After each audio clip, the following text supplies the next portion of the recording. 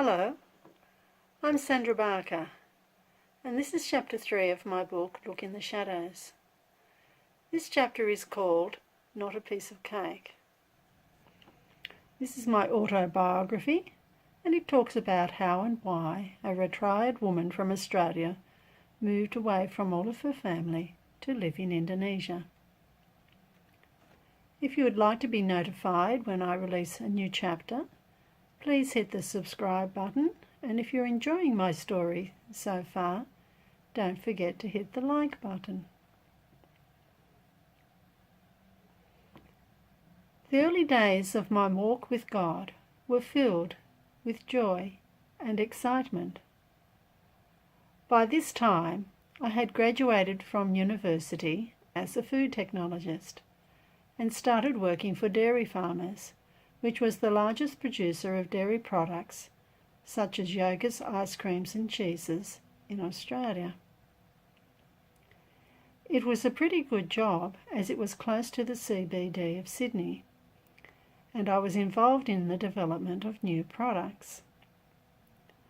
I was fortunate that a work colleague in the laboratories was also a Christian, and they were able to guide me to a suitable church to attend. I ended up going to a small AOG church in North Sydney, not far from where I had started renting a one-bedroom flat. It was a vibrant church, moving in the various aspects of spiritual gifts, and I was delighted when I was prayed for to receive the gift of speaking in tongues. I was excited to share my newfound faith with my parents, particularly as I had always been very close to my mother. I would ring her every day when I was at university just to talk about daily activities. But when I shared my views about what I had done, the reaction was very different from what I was expecting. It was instantly ridiculed. They said it was my latest fad and that I would soon grow out of it. My parents had always been very opinionated, and ridicule of others was a common occurrence. Usually as a child, I would keep my head down and not say much about what I thought, as I'd seen my older sister regularly ridiculed. If I spoke, it would be to reiterate their views, and as such I became the favourite child. But generally I did not express my opinion, but became a thinker instead. By the time I went to university, I had a very narrow view of the world, and it was a shock for me to hear and learn about new perspectives. However, at work I also had many other erroneous views corrected. I remember one day when I talked about inheritances. My grandfather had passed away, and my parents, who were executor of the will, had to sell the grandparents' home and distribute the proceeds between my father and his brother's family. My parents worked very hard to maximise what was paid out to them and minimise what was paid out to the other beneficiaries. This was based on their view that the others deserved to get less because they had not spent real time in caring for my grandparents in their latter years. Not that it was really possible, as they lived quite some distance away. When I shared this view at my workplace, I was instantly shot down in flames. My colleagues said that an inheritance is a birthright and is not based upon what people do or do not do. They were right.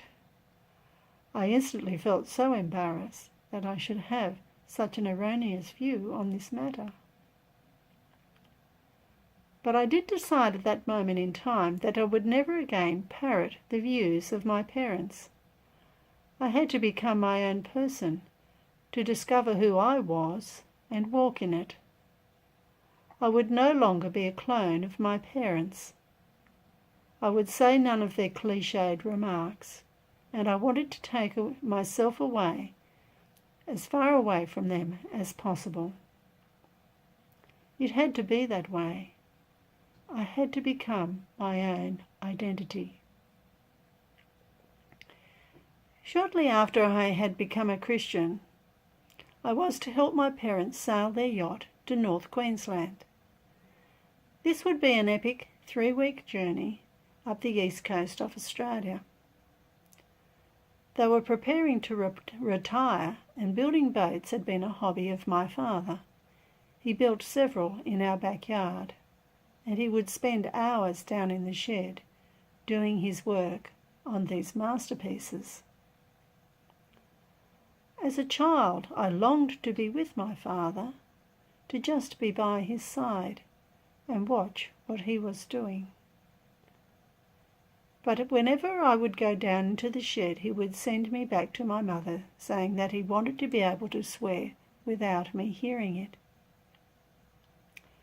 However, he never did give me the time of day. I don't think he ever understood the yearnings of a child. Raising of children was something that only the women did. I would have been very close to him if he had just given me the time of day, and I still heard his swearing down in the shed anyway.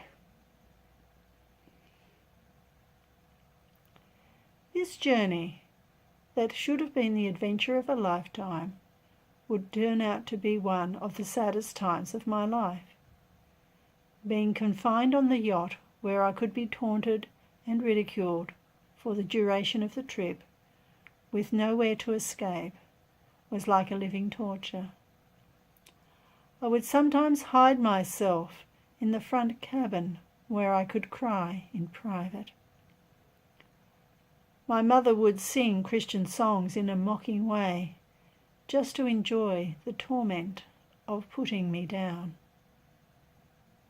I was even knocked overboard part way through the trip, when the boom suddenly swung across and hit me straight into the water.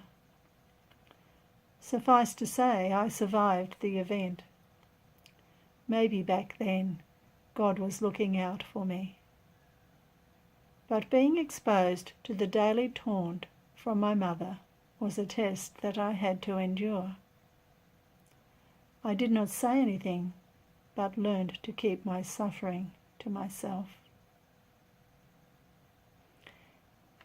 It was not long after this that I met a man at church whom I started dating.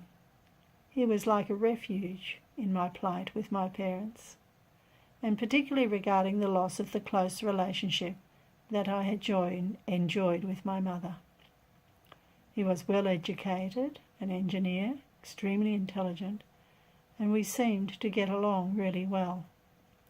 He was from a farming background, and I liked that, and he liked the outdoors, and we would sometimes enjoy bushwalking together. He was a safe haven, and when he asked me to marry him just 6 months after we had met, I decided to go down that pathway.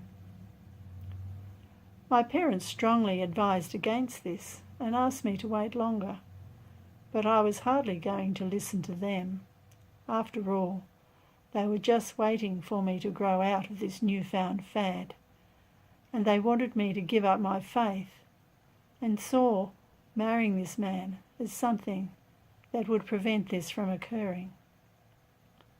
I had to break away from the power that they had over my life as a child. It was my way of cutting the umbilical cord. Not long after I became a Christian, I realized that I had to give up the old life that I had lived.